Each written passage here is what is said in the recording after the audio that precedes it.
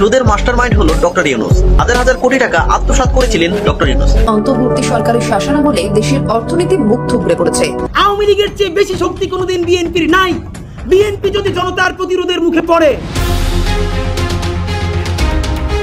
এদিকে দেশের কোটি কোটি টাকা পাচারের অভিযোগে বিশাল ঘটনা ঘটছে। ডক্টর ইউনূস এবার তুপের মুখে পড়েন। শিক্ষার্থী জনগণ আবারও রাজপথে। হাসিনা পতনের চেয়েও ভয়ঙ্কর আন্দোলন চলছে। অধ্যাপক ডক্টর মোহাম্মদ ইউনূস অঢেল অর্থ বিদেশে পাচার করেছেন এবং তার কারণ একের পর এক ঘটনা। কখনো তিনি বিক্ষোভের মুখে পড়েছেন, কখনো তার প্রেস সচিব তিনি বিক্ষোভের মুখে পড়েছেন। তবে সেই সমস্ত কাটিয়ে দেখা গেল পাশাপাশি আরো একটি বিষয়, যে 11টা সফর করলেন মোহাম্মদ ইউনূস এবং তার এই 11টা সফরকালে কত কোটি টাকা খরচ হয়েছে সেটা জানতে পারলে বাংলাদেশের জনগণ কার্যত তাদের চোখ কপালে উঠবে। সেটার দিকেও নজর রাখার চেষ্টা করব। পাশাপাশি সেনাপ্রধান জেনারেল ওয়াকারুজ্জামান তিনি ঠিক কি বলছেন এই বিষয়ে, কারণ বিএনপির সঙ্গে তো একটা সমঝোতা হয়ে গেল। দ্রুত নির্বাচন চেয়ে বিএনপি কোনো বিপদ ডেকে আনছে কিনা, ওনার কথার উত্তর একই সাথে ইয়েস এবং নো। ডক্টর ইউনূস বাংলাদেশে আসলেন ফ্রান্স থেকে, জাতি উদ্ধারকর্তা হিসেবে বনে গেলেন। তিনি জাতিকে একদম পরাধীনতার শেকল থেকে মুক্ত করবেন সেই আশ্বাস দেখালেন। তিনি জাতিকে বৈষম্যহীন জাতি হিসাবে বিনির্মাণ করবেন। বাস্তবে তোটা বাস্তবায়ন ঘটেছে, আপনারা 10 মাস নিশ্চিতভাবে দেখেছেন। ডক্টর ইউনূস আপ্রাণ চেষ্টা করে যাচ্ছেন, লড়াই সংগ্রাম করে যাচ্ছেন। তিনি 10 মাসে বাংলাদেশকে আপনারা দেখেছেন, সেই বাংলাদেশ কোথায় ছিল, সেই বাংলাদেশ এখন কোথায় চলে এসেছে। বিদেশের মাটিতে বারবার মুখ পড়েছে বাংলাদেশের। বারবার আমরা যে ছবিটা দেখতে পাচ্ছি যে মোহাম্মদ ইউনূস বিদেশ সফর করছেন, আর সেই বিদেশ সফরে গিয়ে তাকে রীতিমতো বিক্ষোভের মুখে পড়তে হচ্ছে, রীতিমতো অপমানের পর অপমানের সম্মুখীন হতে হচ্ছে মোহাম্মদ ইউনূসকে। আসসালামু আলাইকুম দর্শক, নতুন একটি নিউজে আপনাকে স্বাগতম। ইতিমধ্যে আমরা দেখতে পেরেছি বাংলাদেশের অনেক টাকা পাচারের বিষয়ে অনেক কথা উঠেছে। ডক্টর ইউনূস লন্ডন সফরে গিয়েছিলেন, সেই সফরের মধ্যে কত টাকা খরচ হয়েছে এটা নিয়ে কিন্তু গত কিছুদিন আগে কথা উঠেছিল। ইতিমধ্যে দেশের অনেক টাকা পাচার নিয়ে কথা উঠে গেছে। শেখ হাসিনা থাকাকালীন শেখ হাসিনার যারা নেতাকর্মী ছিল, শেখ হাসিনার যারা সহকর্মী ছিল, সবাই মিলে কিন্তু বাংলাদেশ থেকে কোটি কোটি টাকা পাচার করত এবং বাংলাদেশটাকে এক প্রকার ফকির বানিয়ে গিয়েছে।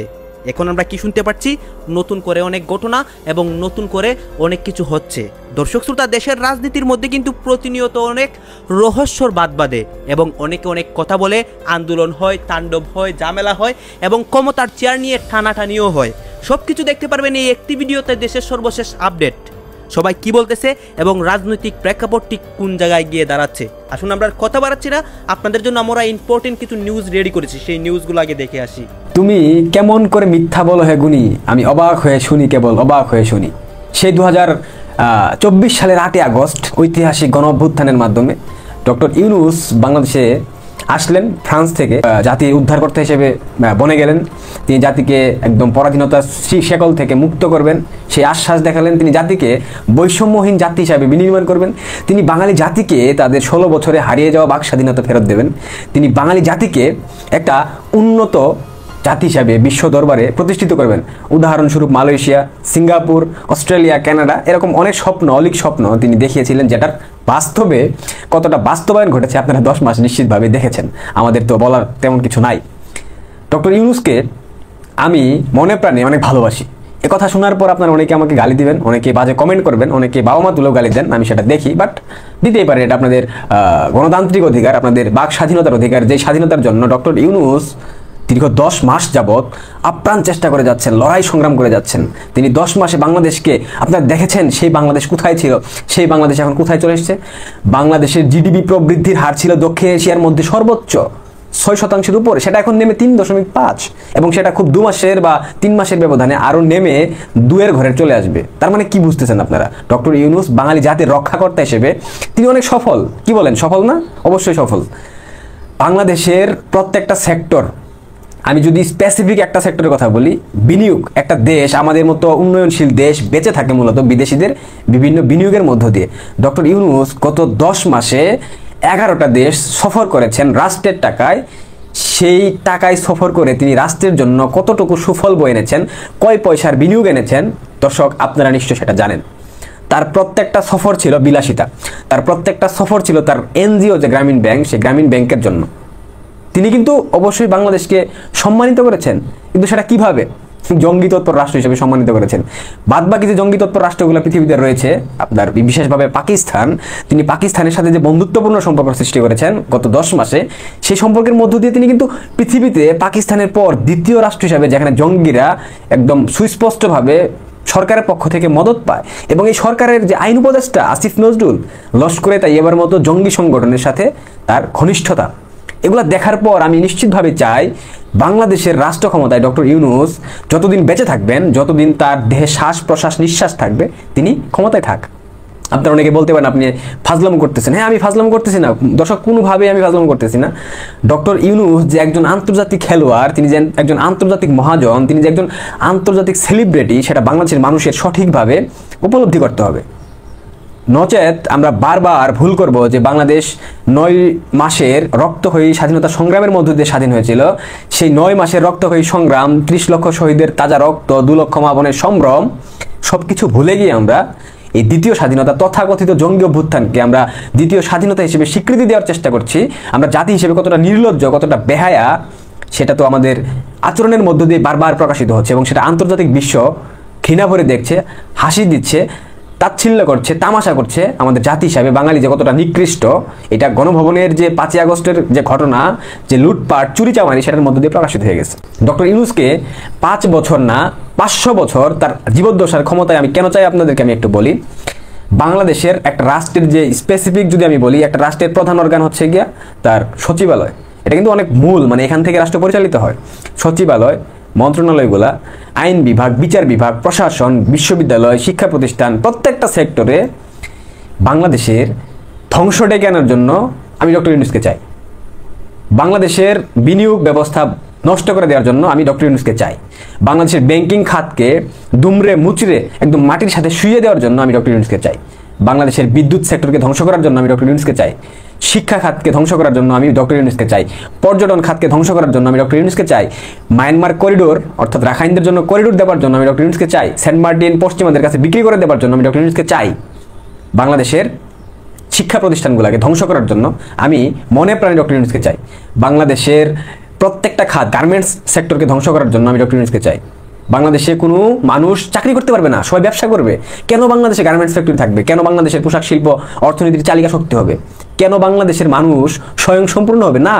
বাংলাদেশের মানুষ গ্রামীণ ব্যাংক থেকে কিস্তি নেবে, লোন নেবে, সেই লোনের টাকায় তারা ব্যবসা করবে, ব্যবসায়ী হবে, তারা উদ্যোক্তা হবে, ক্ষুদ্র ক্ষুদ্র ক্ষুদ্র ক্ষুদ্র উদ্যোক্তা হবে। বাংলাদেশের মানুষ চাকরি দেবে। বাংলাদেশের মানুষ ভারতের 26 লক্ষ ভারতীয়কে ডেকে নিয়ে এসে চাকরি দেবে।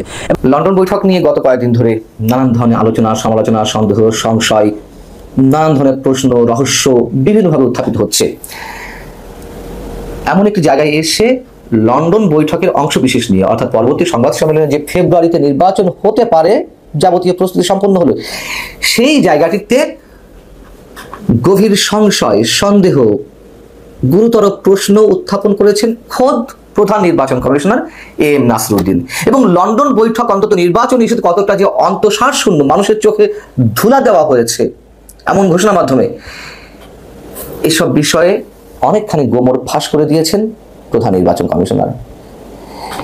ঈদের পরে প্রথমবারের মতো সাংবাদিকদের মুখোমুখি হয়ে সাংবাদিকদের প্রশ্নের জবাবে, অর্থাৎ সাংবাদিকদের প্রশ্ন ছিল যে ফেব্রুয়ারিতে নির্বাচনের সময়সূচি ঘোষণা করবেন কিনা, সেই প্রশ্নের উত্তরে তিনি বলছেন, যেই যৌথ ঘোষণা দেওয়া হয়েছে সংবাদ সম্মেলনে আমি সবার মতন টেলিভিশনে দেখেছি, কিন্তু সেখানে তো যৌথ স্বাক্ষর নেই দুই পক্ষের, অর্থাৎ বিএনপি বা সরকারের পক্ষ থেকে কোনো ধরনের সই স্বাক্ষর নেই।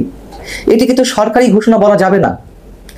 এবং ভোটের 8-10 মাস আগে, যেহেতু ফেব্রুয়ারিতে ভোট নিয়ে আলোচনা হচ্ছে, সুনির্দিষ্টভাবে এই মুহূর্তে নির্বাচনের তারিখ ঘোষণা করা সম্ভব নয়। মানে তার কাছে প্রশ্ন ছিল যে তফসিল কবে হবে। যেহেতু 13ই জুন ডক্টর মোহাম্মদ ইউনূস এবং বিএনপির শীর্ষ নেতা তারেক রহমানের সঙ্গে বৈঠকের পরে যৌথ সংবাদ সম্মেলনের প্রতিনিধিত্ব করলেন সরকারের পক্ষ থেকে ডক্টর খলিলুর রহমান আর বিএনপির পক্ষ থেকে স্থায়ী কমিটির সদস্য আমির হোসেন মাহমুদ চৌধুরী। তো ডক্টর খলিলুর রহমান সাংবাদিকদের প্রশ্নের জবাবে তিনি বললেন নির্বাচনের তারিখ নিয়ে, ঘোষণা নিয়ে, যে আমরা আসলে কোনো সমস্যা দেখছি না নির্বাচনের তারিখ ঘোষণার বিষয়ে, এবং নির্বাচন সম্পর্কে যৌথ বিবৃতিতে দুপক্ষই সম্মত হয়েছে। আমরা আশা করব নির্বাচন কমিশন শিগগিরই একটা তারিখ ঘোষণা করবে। শিগগির বলতে কি 15-20 দিন, 1 মাস, এই তো। সেক্ষেত্রে বিষয়টি মনে করিয়ে দেওয়ার পরে প্রধান নির্বাচন কমিশনার এম আমিনুল নাসিরউদ্দিন বলছেন, 10 মাস আগে তারিখ ঘোষণা করা হয় নির্বাচনের, এমনটি কোথাও দেখেছেন পৃথিবীর? ভোটের 50-60 দিন আগে নির্বাচন ঘোষণার তিনি আভাস দিয়েছেন এবং আমরা সেটা দেখেছি, 50-60 দিন বা ম্যাক্সিমাম 90 দিন। কিন্তু যেই আরপিও রয়েছে, গণপ্রতিনিধিত্ব আদেশ নির্বাচন সংক্রান্ত, সেইখানে 6 মাস বা 8 মাস আগে নির্বাচনের তারিখ ঘোষণার কোনো এখতিয়ার নির্বাচন কমিশনের নেই। সেখানে ডক্টর খলিলুর রহমান কি তেলের মতো বলে দিলেন নির্বাচন কমিশন দেখবে, এবং এই যে একেবারে স্রেফ নাটক, একেবারে ভুয়া কথা, সেই সময় মন্তব্য করেছিলাম যে নির্বাচন কমিশন তো করবে না ঘোষণা, নির্বাচন কমিশন তো স্বাধীন নয়, সরকারের নির্দেশ ছাড়া এটি করতে পারে না, তারা বলে ফেললো আর করবে, এটি মনে করার কোনো কারণ নেই। মানে মানুষকে তারা এতই বোকা মনে করছে। ভেতরে কি আলাপ হয়েছে, অন্তরালে পর্দার আড়ালে কি ধরনের আলোচনা হয়ে থাকতে পারে, সে বিষয়েও প্রধান নির্বাচন কমিশনার ইঙ্গিত দিয়েছেন। তিনি বলছেন যে এ নিয়ে আমি মন্তব্য করতে পারবো না, ভেতরে কি আলাপ হয়েছে, শুধু যৌথ বিবৃতি যেটা দিয়েছে সেটা তো আনসাইন্ড, এটাই বা কতটুকু জেনুইন তাও তো জানি না। কারণ স্বাক্ষর থাকলে বুঝতাম এটা সরকারের পক্ষ থেকে একজন স্বাক্ষর করেছেন, রাজনৈতিক দলের পক্ষ থেকে একজন স্বাক্ষর করেছেন, তাহলে বুঝতাম এটি অফিসিয়াল ডকুমেন্ট। তিনি বলছেন অফিসিয়ালি কোনো কিছু না এলে কিছু করা যাবে না, ইতিহাসের পেছনেও ইতিহাস থাকে, আলাপের পেছনেও আলাপ থাকে, সেগুলো আমাদের জানতে হবে, সিদ্ধান্ত নেওয়া হবে। প্রধান নির্বাচন কমিশনার বা নির্বাচন কমিশন সরকারের আজ্ঞাবহ হোক আর না হোক, যাই হোক না কেন, তার কথা একটি মূল্য আছে, তাই না? এবং তিনি যে বললেন যে ইতিহাসের পেছনে ইতিহাস থাকে। লন্ডন বৈঠক বিষয়ে প্রফেসর ইউনূসের কাছে আনুষ্ঠানিক জবাব চাইবে জামাত ইসলামী চরময়, পরিস্থিতি সেদিকে যাচ্ছে। জিজ্ঞেস করবে, স্যার আপনি কেন এই বৈঠক করলেন, আপনি কোন যুক্তিতে, কোন থিওরিতে যৌথ বিবৃতি দিলেন? যদিও সরাসরি জিজ্ঞেস করা ছাড়া পলিটিক্যাল স্টেটমেন্টেই সম্ভবত ইউনূস কিছুটা পিছু হটেছেন, কারণ নির্বাচন কমিশনের কাছে একটা কপি পাঠানো হয়েছে যৌথ বিবৃতির, যাতে ওইটার উপর ভিত্তি করে নির্বাচনের একটা সম্ভাব্য তারিখ ঘোষণা করেন। এটা সম্ভবত বিএনপি দিয়ে এসেছে, কিন্তু সেই যৌথ বিবৃতিতে সাইন নেই। এখন এটা নির্বাচন কমিশন বলছে এটা তো তাহলে সরকারি না, কোনো পক্ষের সিগনেচার নাই। আর এখানে ব্যক্তির সিগনেচার থাকবে না, সব রাজনৈতিক দলের পক্ষ থেকে তারেক রহমানের সিগনেচার থাকলে সেটা হতে পারে, আর সরকারের পক্ষ থেকে যে কোনো একজনের, সেটা ইউনূসের বা অন্য কারো হতে পারে। কিন্তু আনসাইন্ড একটা যৌথ বিবৃতি, এটার উপর ভিত্তি করে তো আমরা কোনো সিদ্ধান্ত নিতে পারি না। এটার অর্থ হচ্ছে সরকার কিছুটা পিছু হটেছে।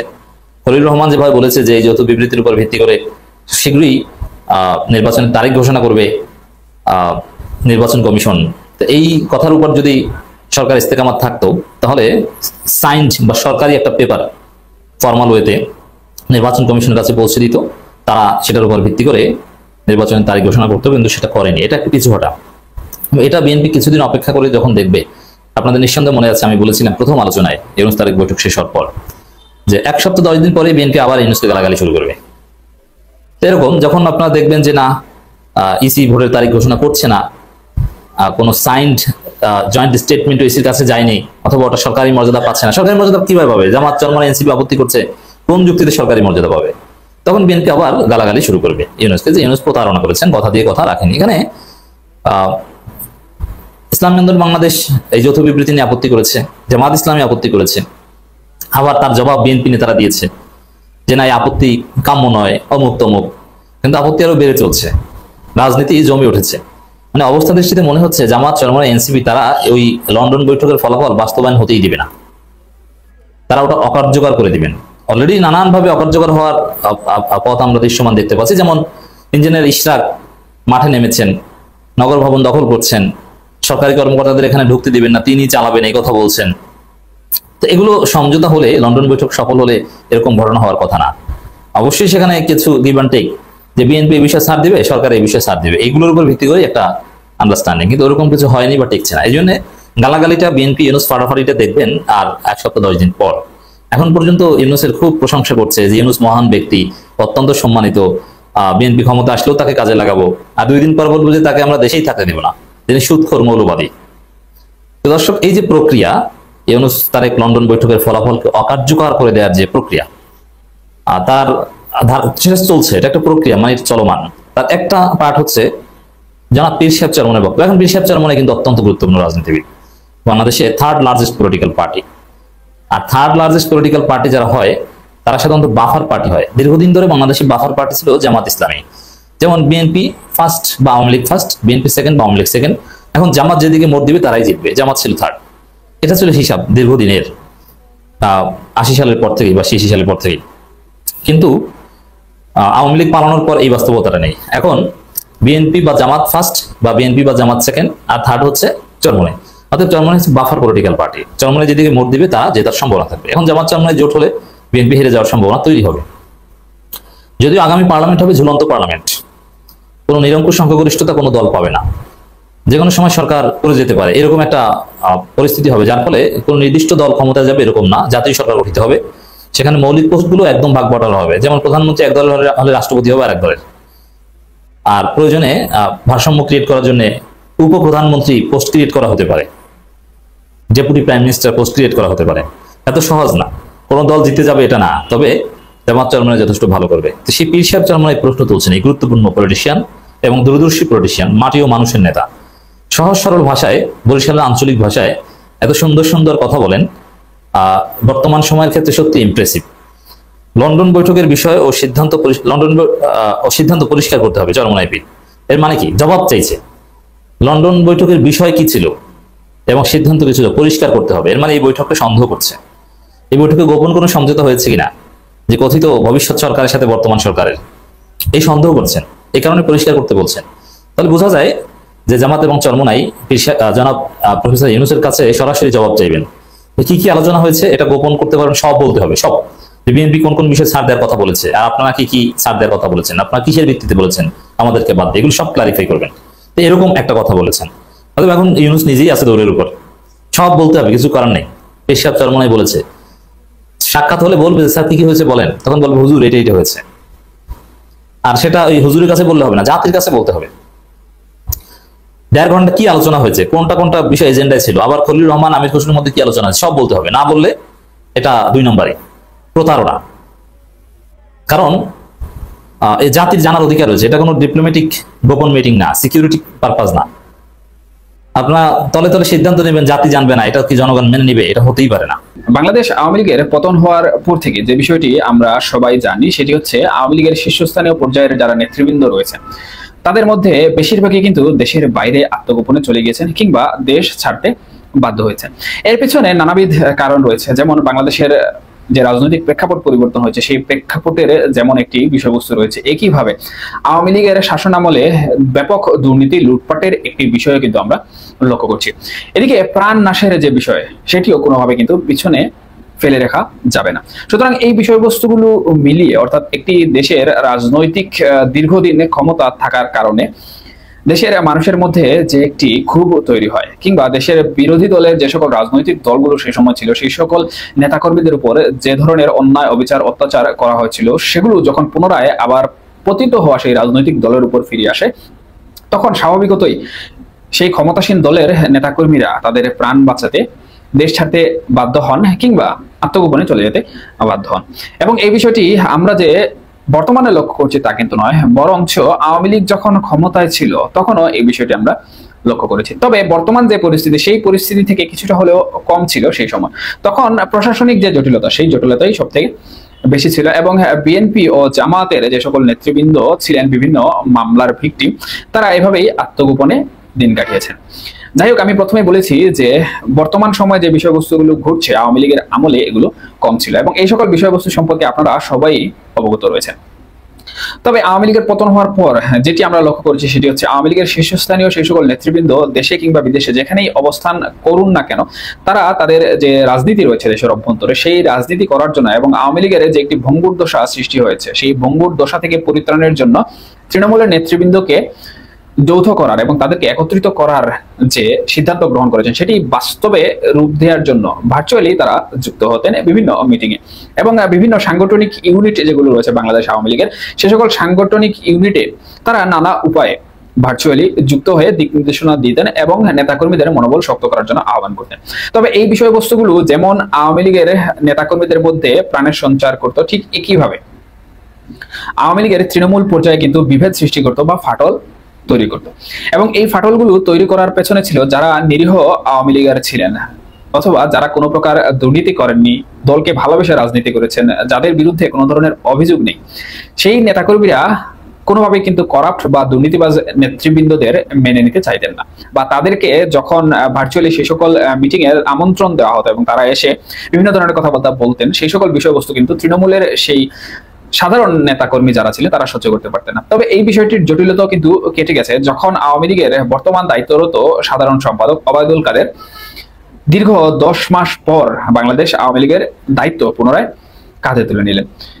উনি দীর্ঘ 10 মাস কিন্তু অনেকটাই আন্ডারগ্রাউন্ডে ছিলেন, ওনাকে নিয়ে কোনো ধরনের কথাবার্তা হয়নি বা উনি কোনো গণমাধ্যমেও আসেননি।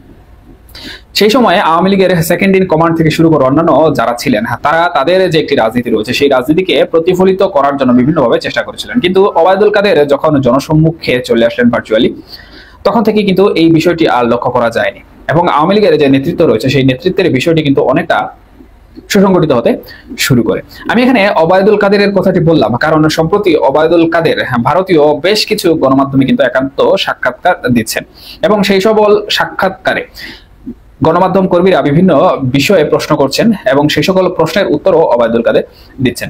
যে বাংলাদেশে জাতিসংঘের যে হিউম্যান রাইটস কাউন্সিল আছে, সে কাউন্সিলের গুম বিষয়ক একটা কমিটি আছে, সেই কমিটির একটা ওয়ার্কিং গ্রুপ আছে। সেই ওয়ার্কিং গ্রুপ বিগত সরকারের আমলে বারবার বাংলাদেশে গুমের অভিযোগের প্রেক্ষিতে তদন্তের ব্যাপারে তথ্য জানার জন্য আসতে চেয়েছিল।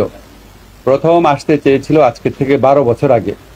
তারপর তারা বেশ কয়েকবার রিকোয়েস্ট করেছে। আপনারা বুঝতেই পারছেন, যেহেতু বিগত ফ্যাসিস্ট আওয়ামী লীগ সরকারের আমলে তারাই গুমের ঘটনাগুলো ঘটিয়েছিল বলে আমাদের বিশ্বাস, সেই জন্য তারা এই জাতিসংঘের যে ওয়ার্কিং গ্রুপ আছে সেই ওয়ার্কিং গ্রুপকে বাংলাদেশে আসতে দেয়নি, তাদের চিঠির উত্তর পর্যন্ত দেয় নাই। এখন আমরা আমাদের ছাত্র জনতার ঐতিহাসিক গণ অভ্যুত্থানের মধ্যে থেকে একটা নতুন সময় পেয়েছি, একটা নতুন সুযোগ এসেছিল আমাদের কাছে, যে আজকে বাংলাদেশে যে দীর্ঘদিনের যে ক্রন্দন ছিল বাংলাদেশের সাধারণ মানুষের, তাদের পরিবার পরিজনরা গুম হয়ে যাচ্ছে, কোনো হদিস পাওয়া যাচ্ছে না। আপনারা জানেন যে মায়ের ডাক প্রথম থেকেই এই ব্যাপারে অনেক প্রোগ্রাম করেছে। সে সমস্ত প্রোগ্রামে যারা গুমের শিকার হয়েছিলেন তাদের সন্তানদের কান্না আমাদের সবাইকে স্পর্শ করেছিল। আমি গণমাধ্যমের প্রতি কৃতজ্ঞ, আপনারা এরকম একটা প্রতিকূল সময়েও ওই প্রোগ্রামগুলোর ছবি খুব ভালো করে ছাপতেন এবং এই যে বাচ্চাদের কান্না, এটা মানুষের হৃদয়কে স্পর্শ করেছিল। এবং আমাদের এই গণ অভ্যুত্থানের অন্যতম একটা আকাঙ্ক্ষা ছিল, এটা আপনার উচ্চারণ করারও প্রয়োজন ছিল না। আমরা সবাই রিয়ালাইজ করেছি যে ওই সময় যে আপনার এক্সট্রা জুডিশিয়াল কিলিং হয়েছে, যে গুম হয়েছে, সেগুলির তদন্ত এবং বিচার করা। তো সেই লক্ষ্যকে সামনে দর্শক শ্রোতা আপনারা তো দেখলেন এখানে কি কথা হচ্ছে। অনেকে কিন্তু অনেক কথা বলতেছে, অনেকে আলোচনা করতেছে, অনেকে সমালোচনা করতেছে। দেশের বিভিন্ন অবস্থা এবং দেশের বিভিন্ন পরিস্থিতি নিয়ে সবাই সবার মন্তব্য প্রকাশ করতেছে এবং তাদের মন্তব্যগুলো দেখে আমরা অনেক কিছু বুঝতে পারি যে দেশের মধ্যে কি হচ্ছে এবং দেশের পরিস্থিতিটি কোন দিকে যাচ্ছে। দর্শক শ্রোতা এখানে কিন্তু বিশেষ করে ডক্টর ইউনূসের বিষয়ে কথা হয়, সমন্বয়ক উপদেষ্টা তার বিষয়ে কথা হয় এবং বিভিন্ন টাকা পাচার বা এই বিষয়গুলো নিয়েই কিন্তু আলোচনা হচ্ছে, সমালোচনা হচ্ছে। কাজে এই বিষয়গুলোর সাথে আপনারা একমত পোষণ করেন নাকি দ্বিমত পোষণ করেন, এটা আপনারা অবশ্যই কমেন্ট বক্সে লিখে যাবেন। এবং আর হ্যাঁ, তখন আপনাদেরকে আমরা যা কিছু দেখিয়েছি সব কিছু আমরা সোশ্যাল মিডিয়া থেকে সংগ্রহ করেছি, এখানে আমাদের নিজস্ব অনুমন্তব্য নেই বা নিজস্ব সিদ্ধান্ত নেই। সর্বশেষে আপনাদের কাছে আমাদের একটা রিকোয়েস্ট থাকবে, আপনারা আমাদের চ্যানেলের নতুন দর্শক দেখলে চ্যানেলটি সাবস্ক্রাইব করবেন এবং পাশে থাকা বেল বাটনটি বাজাবেন যাতে করে নেক্সট ভিডিওটা সবার আগে আপনাদের কাছে পৌঁছায়। ধন্যবাদ।